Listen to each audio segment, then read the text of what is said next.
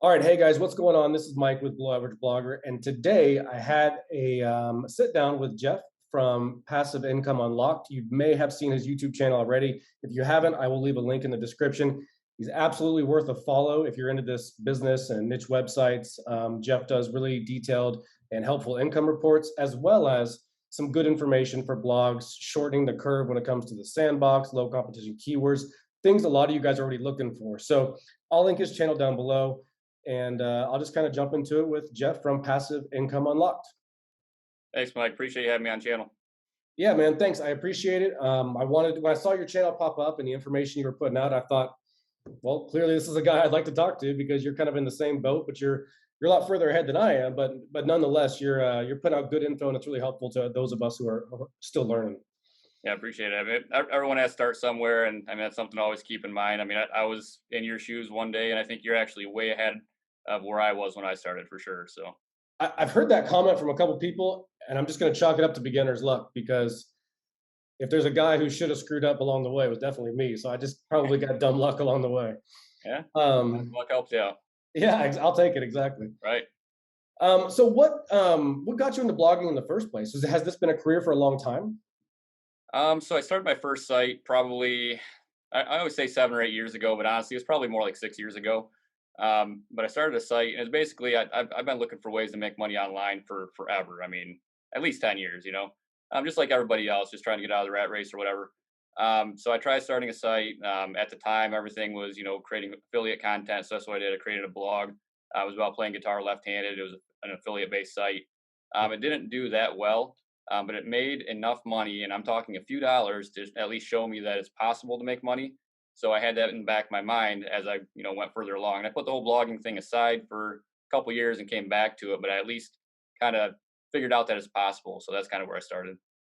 Yeah, there's definitely a point in your mind where if you make that first dollar, you go, oh, if I can make one online, then I can at Yeah, least make two or 10 or and you can exactly. scale it from there. Is this something you had a background in, like IT or computers or web development? Yeah, so I'm still working full time now, and I am in IT. So I'm sure that probably helped me out to an extent, just as far as grasping certain concepts and whatnot. You definitely don't need an IT background to do this. I don't know what your background is, so I don't know if you have any IT expertise or not. But you can definitely do all this stuff without an IT background. But I'm sure it did help me to just kind of get the ideas in my head early on. Yeah, I think that would have definitely helped me out in the beginning. I don't have a background in this whatsoever. I spent 10 years in the army and then about 7 years as a police officer and then another 4 years with the government doing investigations and ultimately ended up with a defense contractor doing like administrative support investigations for the government. Anyway, very boring remote job. And I was like, COVID happened, and I was like, I got to figure out something. I'm stuck in it's remote, and people say, oh, I want a job that works from home, and that part of it was nice, but it Sure. was just a very typical corporate defense contractor, just that typical rat race grind. Like probably very similar to your IT hours. Just gotta clock your hours, do the same old thing every day, and Right. make sure management's happy, and it kind of Yep. burns you out after a while. For sure. And And is that kind of how you got into it, or what's what? that? Is that kind of how you got into the whole blogging thing yourself then? Yeah, absolutely. So when COVID happened, it messed up our contract for the government, and our work slowed way down. And we ended up with a lot of extra leave hours, and management was kind of scrambling to figure out how to handle all the reduction in work. And so I had a lot of time on my hands, and I had always thought, man, I keep hearing there's ways to make money online. I got to figure something out. And I should back up a little bit. Back in 2010, I was really into like UFC and MMA, and I was like, I'm going to start a blog about like writing about the MMA news. Now, granted, I didn't know anything about SEO, keyword research, how to start a blog, nothing. And I started writing articles about recent fights, and obviously nobody shows up in those first few months. And I was like, oh well, I just suck at this, and I let the domain expire, and I walked away. Right. Granted, had I stuck with that in 2010, who knows where that would have been now? But you live and learn. Sure. So anyway, when that COVID happened and I had free time, I figured, well, I'll try it, and I stumbled on to like Income School and the other bigger YouTube channels that really offer blogging advice. And for me, that was a big door opener because although I hadn't looked for it, when I found their channel, they were laying out like clear steps you need to take. And I was like, okay, at least this is giving me a roadmap. And that led me on to other channels like Doug Cunnington and Miles Beckler and lots of other smaller YouTubers like Amelia Gardner and Chris from Niche Safari and just a bunch of them. And I just started collectively taking in all this data and like I really like deep dove into everything I could find. And I started a website July of last year for the first time since that 2010. And it's kind of been a failure, but I made a ton of mistakes with the keyword research and the articles. But I Sure. think it was a good learning website to start with. So yeah, nonetheless, no background in IT or blogging, but I kind of Sure. stumbled into it and it's slowly starting to work out. Yeah, I mean, you make a good point though, because like with my first site, it was a failure for sure. But I made a ton of mistakes. I didn't really know what I was doing. But when I came back to it a couple years later and got back into blogging again, I was able to, I did a bunch of research at that point in time because I made those mistakes. I'd kind of gotten my feet wet.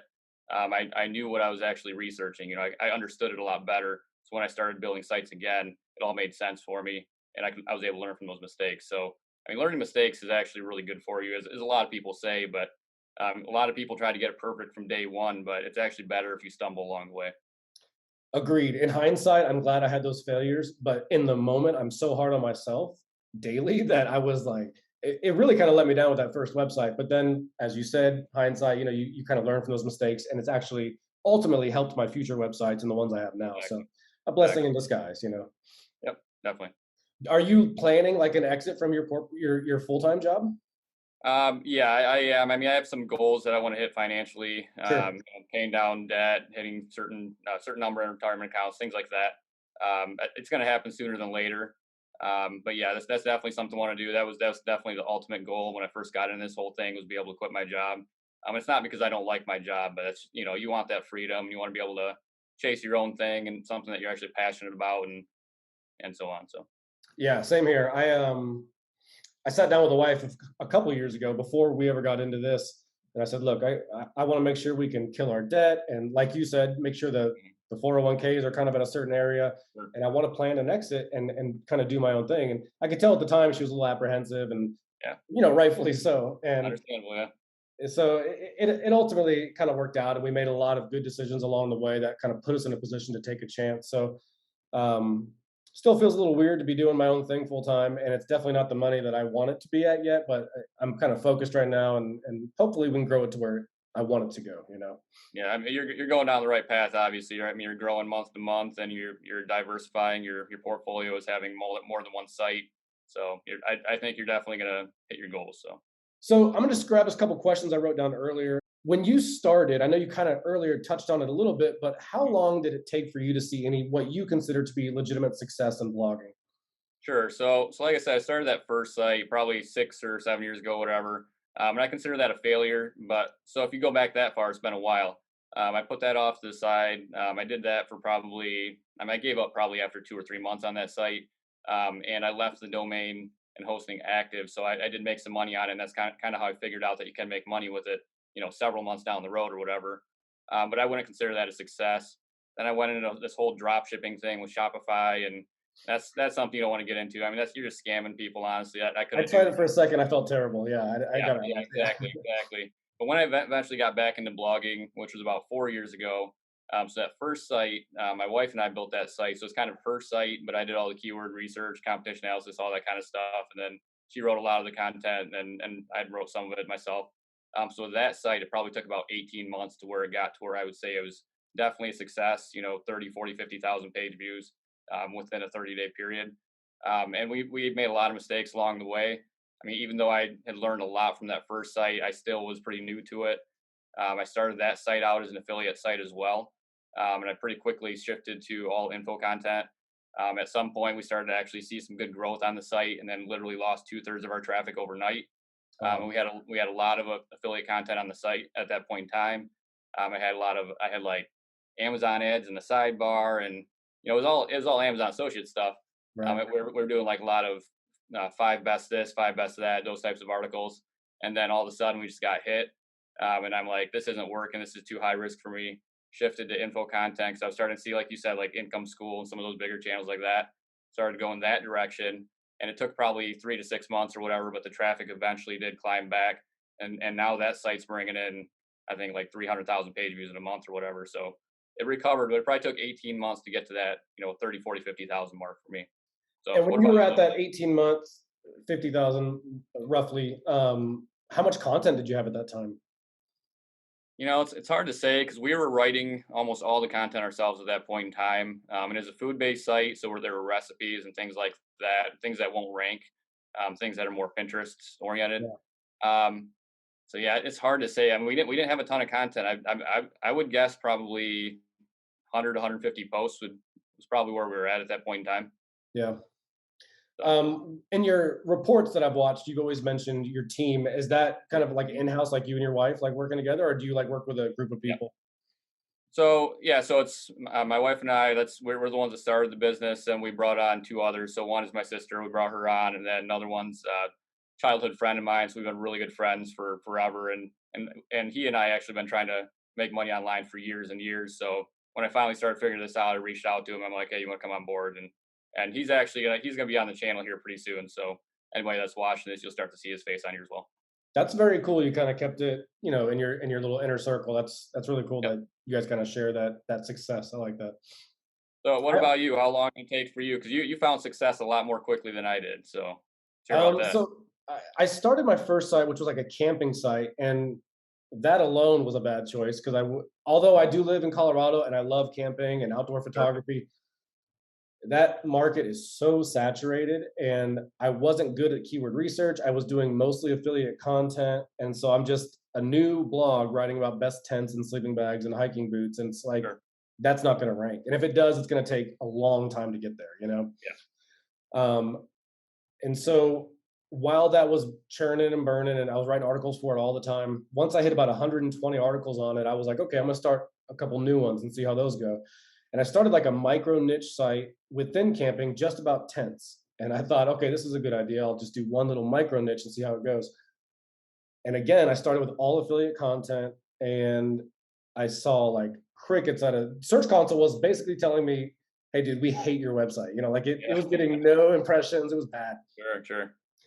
And so then I was like, okay, well, I had bought this certain type of grill and I had looked up some things. And I didn't find a lot of information. And I was like, maybe this is an underserved area. And so I just winged it and threw a website together and put maybe 15 articles on it back in September 2020. So it's still less than a year. And on Christmas, I got a big spike and I thought, well, that's exciting when you see like a big spike and Yeah. you've had no traffic. And I thought, well, maybe people are getting it for gifts and they have questions. I just didn't really understand. But I thought, well, either way, I'm ranking, so I should put some more content on it. And I started like jamming out content pretty hard. And so now I'm sitting at about 105, 110 articles. I'm not quite sure what it is, but it's been for me, a significant growth. I mean, I have to go back and look at the numbers, but I would say I was 5,000 page views at the beginning of the year, and I'm 50,000, by August, and still that's inside the first year. So I do think that is a little bit quicker than normal, and I just think it was luck of finding an underserved area. I really think that's all the only reason I got that kind of success. No, that's huge though. I mean, to get a site to 50,000 page views within a year is huge. And since I think probably a lot of people didn't see your last income report all the way to the end, where you start talking about Yeah. possibly selling the site, we should at least mention that and see what everybody thinks that's watching this video. Because you talked about that. I don't know if you want to mention it, how you're talking about possibly selling that site sooner than later.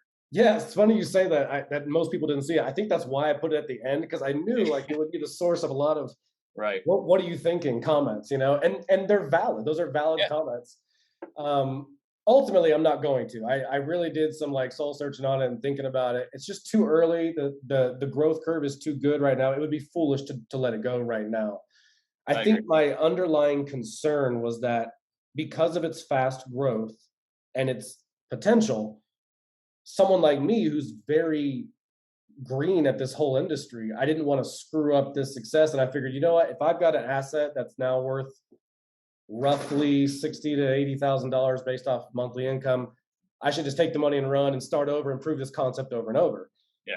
And that sounds good in theory, but what if I can't find another underserved area? Or what if I don't have success on the next one? So maybe I'll just stick with what I got and I'm earning a monthly income off of it. I'll just stick with that and hopefully grow it and not screw it up.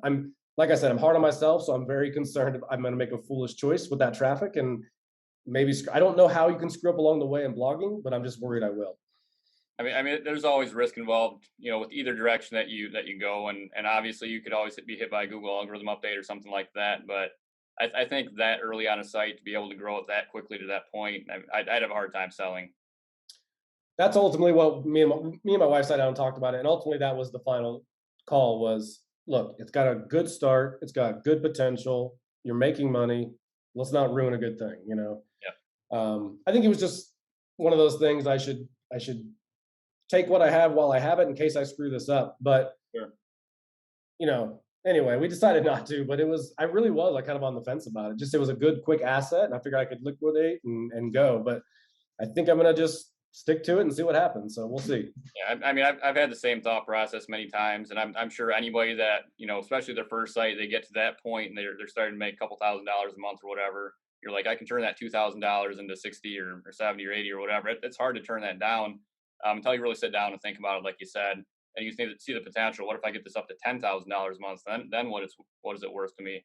So, When it's I a tough see call though. like 10,000 a month or even 30 or 40 or what, some of these numbers people have put together, Hmm.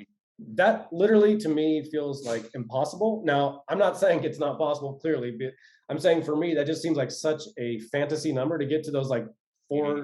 four and 5 digit monthly or 5 digit monthly incomes. Um, but I don't know. We'll see. It makes me nervous to think like you could get it to that pace, but if I did get it to that size, I probably would want to get rid of it at that point. Like just take the money and Yeah. get it. Well, I will say that's a lot harder to go from 0 to 100 than 100 to 1,000 and so on, if you follow what I mean. I mean, getting a site from scratch up to the point that you've gotten it that's the difficult part. Taking it from where you're at now to making it a really big authority site, that's actually easier than what you've already done. So just something to chew on. Yeah. That's my opinion, of course, but that's what I've seen from experience. Well, no, yeah, I value your opinion and other people's in this business who have kind of put in that work and that time and have seen certain levels of success, and it's helpful to hear that. Um, I don't know. We'll see. I have some other newer sites that I'm working on as well. This is like one of those sites. It's kind of like not talking to your pitcher during a no hitter. I don't want to say anything. I don't want to jinx it. I just want to let it do its thing, and Sure. keep pumping out content. But we'll see what happens with it. So the current state of SEO and how it compares to when you got into it, 6 years ago. What have you seen in the landscape changing? Sure. So probably the biggest thing that I've seen with SEO, and I'm not huge as far as SEO terminology and things like that. I mean, I do a lot of the research and whatnot, but I'm not an SEO guy by any means. But one thing that I've seen for sure is that you don't really need to focus on keywords nearly as much as you used to. So if you're creating an article, you don't have to make it a point to put the keyword within the article however many times or exact wording or anything like that.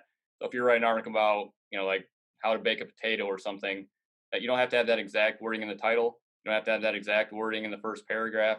You don't have to say it 3 or 4 or 5 times in the article. If you just write the article naturally, Google will do a really good job figuring out what you're writing about. And when I write posts myself personally, I don't even think about keywords anymore. I mean, yes, I'm targeting a specific keyword, and I'll put something similar to that keyword in the title. But from there, I just write off the top of my head, or if I'm researching whatever. But I'm not trying to force keywords in by any means. And actually, a lot of times we'll outsource content. That content will come back to us, and you can tell that people are trying to force keywords in. And I tell them, don't do that. Just write naturally. I don't want you to try to force a keyword in there.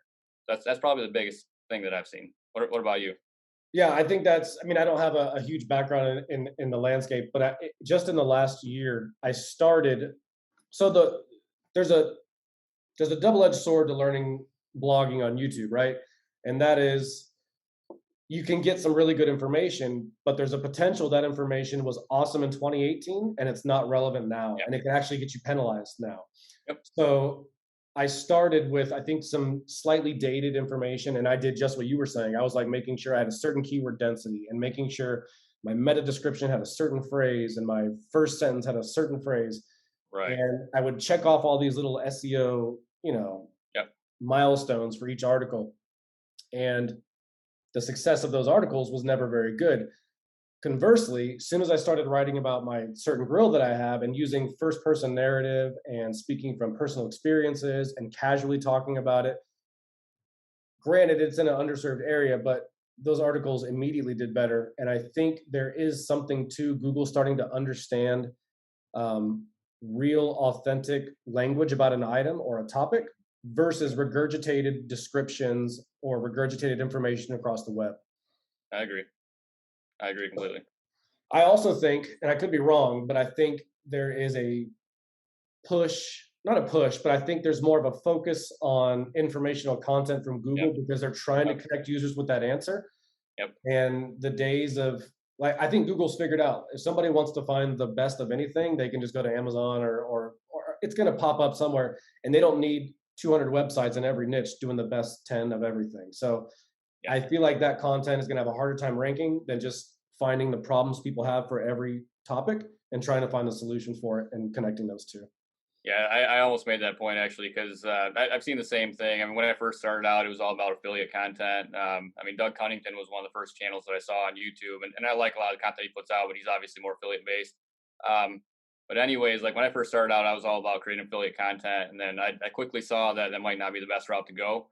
It's definitely a route to take, but it's in my opinion, it's higher risk. And Google states that they don't have a problem with affiliate links. I actually read an article yesterday that was an interview with. I had some quotes from John Mueller from Google. And he was mentioning how they don't care how many affiliate links you put in your articles. It's just about how good the content is itself. But nonetheless, it seems like every algorithm update that comes out, it's the affiliate content that gets hit. And maybe that affiliate content really is just regurgitated from Amazon listings, things like that. I don't really know. But those are the sites that get hit. And that's why I try to stay away from that. So, Yeah, agreed. I actually subscribe to the Google. I don't know which YouTube channel. I don't know how many they have, but one of them is one of sure. their webmaster channels where they talk about things like this. And just this Yep. last week or two, they addressed that specific question: does Google unofficially penalize content that has affiliate links in it? And granted, it's their answer they gave. Who knows how accurate it is as far Sure. as their algorithm? But they said in that YouTube video, they said we don't penalize or rank lower content with affiliate links. However, they want to see affiliate links with either the sponsored or no follow, attribution to them. But in their words, they don't seem to care about affiliate content. But I've seen, even with my underserved niche that I'm in right now, my informational content ranks quickly and it ranks well. And then I try to sprinkle in little affiliate content like best grill for this or whatever. And Yep. those are buried in the SERPs and they're slowly working their way. But there's an immediate difference in affiliate content versus informational that I can see firsthand. And there's also, competition comes into play with that too. I mean, obviously, there's a lot more competition for buyer intent content because there's more money to be made. I mean, if you can rank an affiliate site, there's reasons people go into create affiliate content because you can make more money with it if you succeed. So there's obviously more people in that space as well, and that's another reason why I went the whole info based route, just because there's less competition. Now, do you take your informational content and try to funnel it maybe towards the end as like a kind of a call to action on a certain product or solution or affiliate offer in there, or do you just strictly do your informational? Just informational. I mean, there's probably some posts like that on our sites, but for at least the last couple of years, it's just 100% informational content that we're putting out. I mean, people are finding our blog posts, getting their answer, and then they're bouncing, and that's okay. Google's okay with that. A lot of times, people try to chase a lower bounce rate, but if it's informational content, your bounce rate is going to be high, and that's okay, and that's what we see. But yes, we're not trying to really funnel any kind of traffic or anything like that. It's just providing value, just providing information, and that's really it. So is your focus display ad revenue? Is there any focus on affiliate at all? It's mostly display ad revenue. I mean, I haven't looked at the percentage breakdown in a while. It's probably like 95% display ad or higher. Mhm. We have some affiliate content from our first site early on where we had some of those best of articles that you were talking about. So we have some of those articles on that first site that do well, especially over the holiday season. And then aside from that, we sprinkle in affiliate links where it makes sense. Mostly just to Amazon. We've tried some other affiliate networks, but because our content's all info based, it doesn't really convert. Amazon is pretty easy to convert with, no matter what type of content you have. So we sprinkle them in where it makes sense, but we definitely don't try to force it. Yeah, I see the same results. I do sprinkle in Amazon affiliate links, and I do get a few $100 a month from Amazon. Mhm. But when I've tried to, involve any other affiliate networks, the conversion rates are so low. And because I have Yeah, mostly informational content, there's really no, exactly. someone coming for an informational answer is not looking to buy something. They're looking to get that answer Right. and, like you said, bounce. So Yeah. Exactly. I still like feel like I should try with the other affiliate networks because the commissions are so much better than Amazon, but I don't really Yeah. have any success with them. Yeah, And especially if you're in like a micro niche, like you talked about with whatever you're doing with your grilling site. I mean, it can make sense, and we looked at it from that angle as well. It's like we have some stuff that's a little bit more drilled down like that, where you would think you can kind of funnel the traffic a little better, but even then, we weren't able to really convert. And I think it's for us, it's because our content's so informational based. Like no, like you said, no one's going to our site to try to buy something. So yeah, it's easy. It's still easy to convert those links to Amazon. For now, with the current program, I mean, Amazon could change that at any point in time, obviously, but with those other affiliate networks, those commissions are really high. But if you're not funneling that traffic the way you need to be, you're probably just not going to convert. yeah. I think those other networks are good for those, like you said, those sites that are really good at affiliate driven content. I've not kind of cracked the code on that. I haven't really had any luck with it. I find that informational tends to work well for me, and so I'm sticking with it. Sure, sure. What do you think about zero search volume estimated keywords or phrases or questions? What do you do with those? Yeah, that's a really good question. We stay away from them personally, but like my advice would be to go after them for most people starting out. But I think you have to see, trying to think of a good way to put this. Go after it, but not too many of them.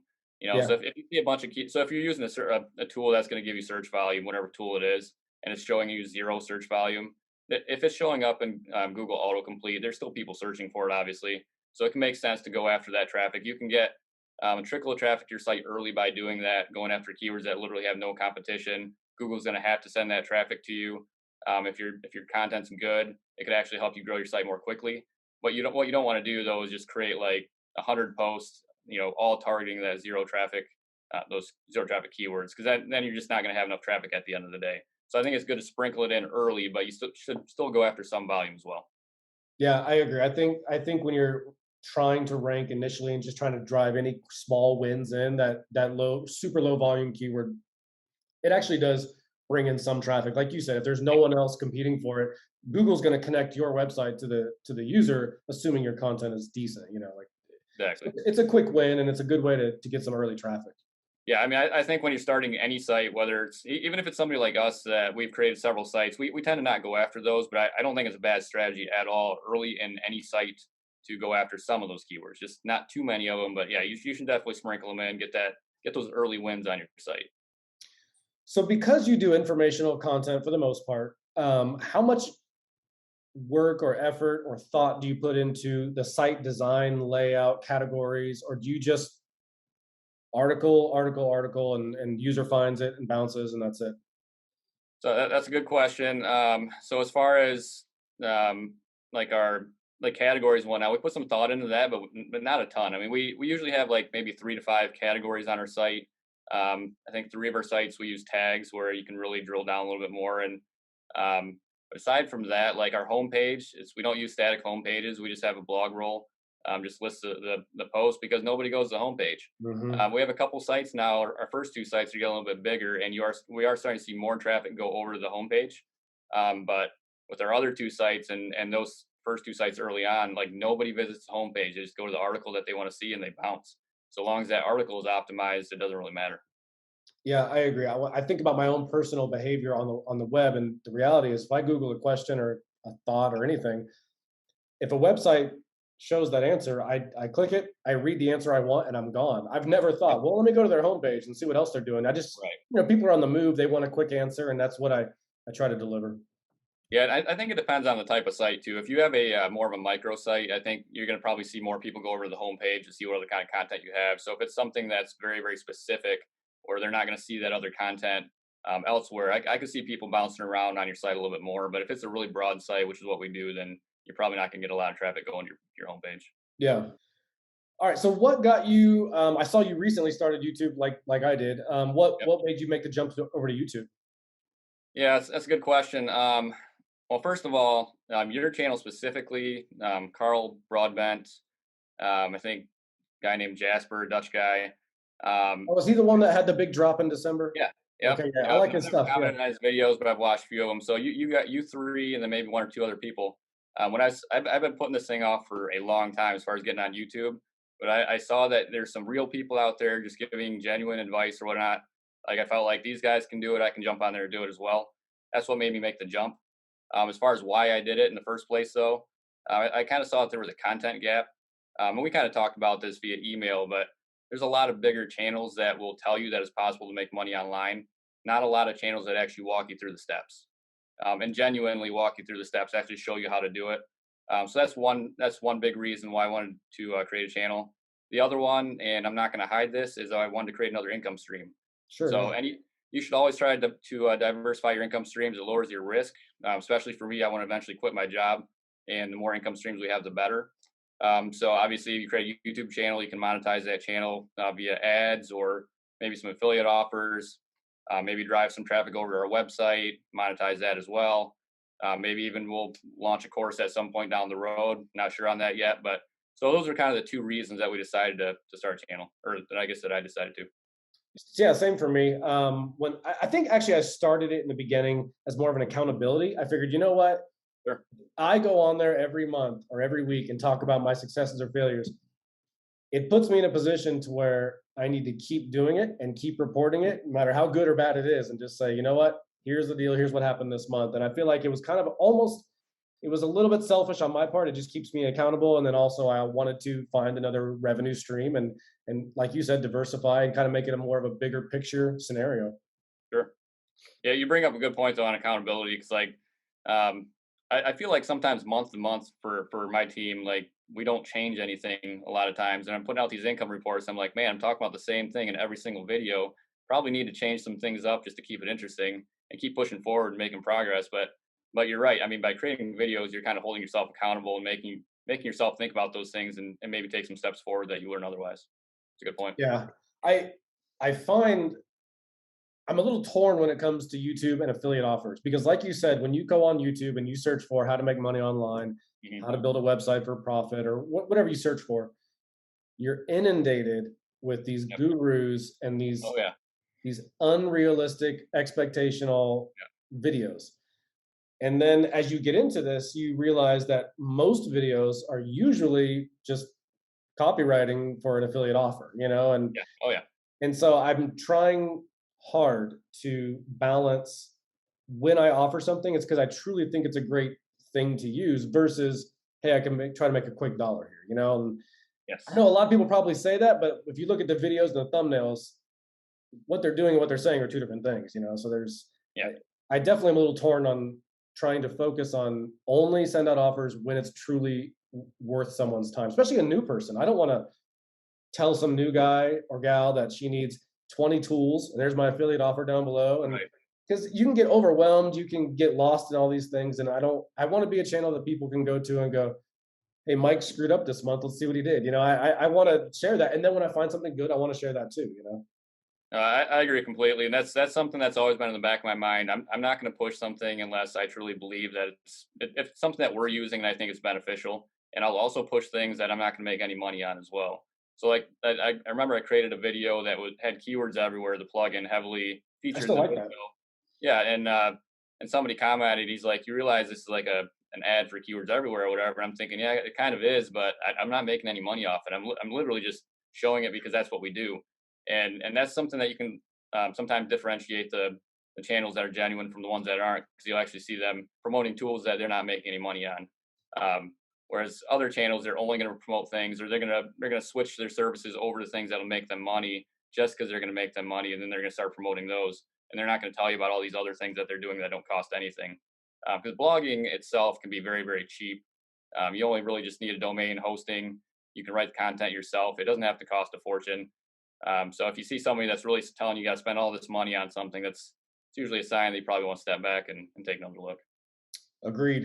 And the reality is a lot of these tools that people put out there, they're fairly expensive if you're a new blogger. You're talking Yep. about a keyword research tool that's relatively hefty price tag with them. And I just, I think when you're new and you're trying to learn blogging, you don't need tools. No, I agree. You need a path, you need some assistance with the basics, and you need to write. I mean, that's really what I think. And I so agree. I make sure when I do talk about something, I'll say, hey, there's no affiliate offer in here. I'm just telling you this because I think Sure. it's a good product. Yeah. But there Exactly. will be times when I do put an affiliate offer out there because I truly believe it's valuable. And if I can make a little bit off of it, that'll be helpful for both parties. But I'm trying to be selective about when that happens.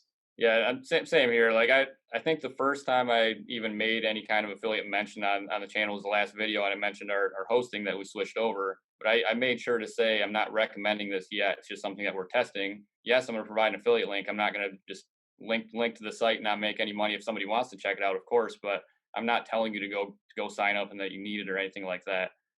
It's one of those things I need to use it first and make sure that I really like it, then I'll recommend it. So Yeah, agreed. I saw that video, but that's the Rocket yeah, yep, hosting. Yeah. I went through a big change with hosting because I originally started with WordPress.com, and that's so expensive. And then hmm when you go to look for shared hosting, like everybody's got a shared hosting plan. They're oh all yeah, a few bucks a month, and it gets a little overwhelming trying to figure that out. sure, So anytime somebody can offer a good one, it's helpful.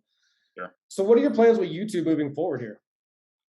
Yeah, so I've been posting once per week, and I think that's probably what I'm going to stick to for a while. At least for now. The last thing I want to do is burn out the channel. Same thing with our websites. We try to keep in mind how much content do we have to put out there so we can keep it going for years and years. I've got enough content to go for at least a few years as of right now, as far as topics to create videos on. We're going to be revealing a site once we hit 1,000 subscribers. At that point, we're going to bring on one of our team members, that friend that I told you about, because he basically it was a site that I kind of showed him how this all works, and we came up with the idea for the site. He started the site, and then we brought him on board. So he's kind of run that site from the ground up. So we're gonna bring him on. He's gonna kind of present it from there, and then he'll be on the channel going forward, kind of breaking down that site and do some other videos as well. So that's kind of our plans going forward. So we'll kind of have two of us running the channel from that point on. So Nice. what And about you? I heard you mention that in your last video and here, but that you will be sharing the domain of one of your sites coming soon. Yes. There's a lot of controversy. Well, I shouldn't say controversy. That's kind of a strong word, but there's a lot of like debate about Yeah. sharing versus not sharing. What are your thoughts on that? Clearly, you have a thought because you're going to share it, but Yeah. It was a tough one. I mean, I don't know. I don't know what's best, and I mean, we're only going to share one site at this point in time and see what happens. I mean, we're going to share the site, see what happens with the traffic, make sure, see if we get copycats or whatever, and we'll handle it. There's ways to take care of all those things, but yeah, it's something we're concerned about. We don't want people trying to target the site, whether with sending bad traffic or copying the content. Sending bad links to the site, whatever, or trying to hack the site. We don't want those things to happen, and we know that they can happen. I'd like to think that most people are better than that, and we won't have to deal with it, but you never know. I mean, we are revealing a site that's got some authority at this point in time, and it's got 500 articles. It's doing really well, so I'm sure that will help keep it up in the rankings. I would hope. Mhm. But yeah, revealing a site's a tough call. It really is. But truly, the reason that we're revealing a site is because we think it's going to benefit people. I mean, if you have all these videos telling people this is how you build a site or whatever, and you actually show them the site and they can follow along with the articles that you actually put on your site, makes it 10 times easier. Yes, and I think it does a huge value to the trust factor of your channel and Sure. your community you're building. I want to share a domain, but my sites are so new. I just want to get to a level that I feel like I have maybe a bit of a safety net, like you said, a little Yeah. authority in an area where I can take a chance on sharing a domain. But right now, like I get messages where people are like, dude, you got to tell me your domain. I got to see what you, and I'm afraid to do it. So Yeah. I don't do it at this point. But I, um, I don't blame you at all. I thought about doing a public case study, like just starting a site from scratch and doing it with, the subscribers. Yeah. And I may still do that, but like when you start a new site, it's like a whole new investment, right? Like you've got to Yeah. start figuring out all the new keywords, all the new strategies, and I want to go that route, but I probably will wait till the 3 or 4 sites that I'm working with right now are a little bit more established, and I can let them kind of churn and burn on their own for a little bit while I work on this new site. Yeah, and the one thing that I don't like about a public case study like that is that it can be artificially inflated by your YouTube audience. That's But at another least in thing. your case, you're still pretty new, just like I am. So you wouldn't have like thousands of people going to the site immediately. So I think that'd probably still be a valid case study in your case. But some of the bigger channels that probably mean well when they do a case study like that, so obviously they're getting a lot of traffic to that site that's probably boosting their rankings a little quicker than they'd see otherwise. So it's a little bit difficult because how else do you do it? You want to share that information with people. And if you share it, then they're going to go to your site and it's going to help you rank more quickly. And so I don't know, it's a tough one. Yeah, it is. I agree. I've kind of gone back and forth about that. I think ultimately the only reason I'm not doing it yet with a new domain to share is because I just don't have the time. I know that sounds like a cliche answer. I'm just too busy to do it, but the Right. reality is I'm so new at this, and I have a few sites as it is, and then a family and all the other stuff that comes with life, and I want to do it. I just don't know that I have the time to dedicate to it yet, you know? Yep. All right. So for new bloggers out there, generally, I think my channel gets a lot of new bloggers or people who are trying to find their way in blogging. I think yours probably does too. Yep. What would be the advice you would give to someone who has started, but they're feeling frustrated with the lack of growth, or they see these income reports and they see other YouTubers and people are like, oh, 1 year, 2 year, I'm making X amount of dollars, and Yeah. they're like, dude, I got 1,000 visits, and so Yeah. what would you say to them? Yeah, so you bring up a good point. First one is be patient. It takes a really, really long time to grow a site, and especially if you're doing it on your own, running your own content, where you might be putting out 1 or 2 articles a week, it can take a really long time. I mean, it might take you 2 years to really see some success on a site if you're putting out your own content and it's at kind of a slow rate. So that's probably number one. But two, just stay focused on the content, producing content. Don't waste your time. Watching our videos. Honestly, don't waste your time researching things like that. Creating content is what's important. You can come back and do those things after the fact, and it'll be a lot more beneficial for you anyways, because that way you'll have your feet wet, and you'll actually, you'll understand the tips and techniques that are being taught if you've tried first. If you try to learn all those things ahead of time, which I did the same thing. I spent hours and hours and hours on YouTube and websites just trying to learn everything before I jumped into it, but it still didn't make any sense to me until I actually started to do it. You're much better off just writing the articles. You can go back and fix them later. You can go back and fix your site later, figure out the plugins later, figure out the theme, figure out your logo, all those things, your font, everything. You can go back and figure that out after the fact. I mean, you should really try to focus on content from day one. Publish as much as you can early because it just takes so long. Yeah, I think that's excellent advice. And if I gave any advice, it'd be very similar. And that is, try to avoid a lot of distractions, even though those distractions are promising riches in your future. At this point, if you're new and you're learning, figure out your niche, throw a basic theme on there, put some solid effort into your keyword research, and start writing. And that's it. Like, it doesn't Yep. require a whole lot else. That's all there Just is to it. patience and content.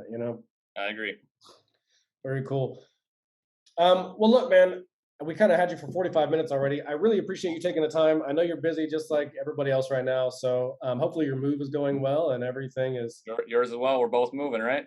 Yeah, it's kind of an exciting time. It's a transitional period. My whole house is a mess right now, which is not that's probably the worst part is I have to try to figure out where everything's at right now. But other than that, it's been a good time, and we're looking forward to the move.